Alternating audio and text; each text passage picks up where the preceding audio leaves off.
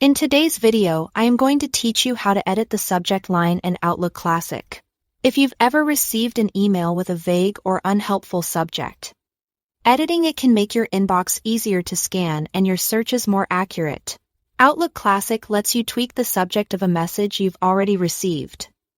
But here is a specific way to do it so the change actually sticks. Start by opening the message in its own window.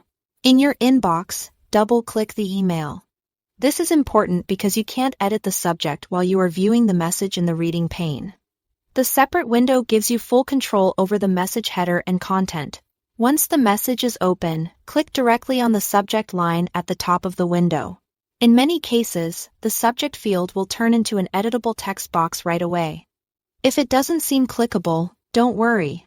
That usually means the message header is collapsed. To expand it, look for a small arrow in the lower right corner of the header area and click it. Expanding the header reveals the full subject field so you can make changes. Now, type your new subject. Keep it clear and descriptive so you can identify the email at a glance later. This is especially helpful for long threads or messages where the original subject doesn't match the actual content. Editing the subject only changes your copy of the email. It doesn't notify the sender and won't alter the message for anyone else. Think of it as a personal label you control within your mailbox.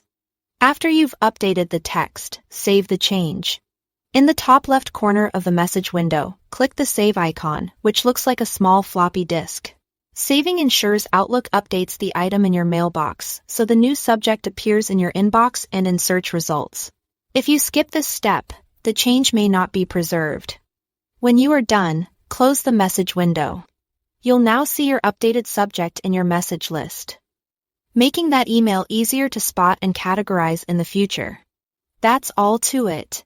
Thanks for watching.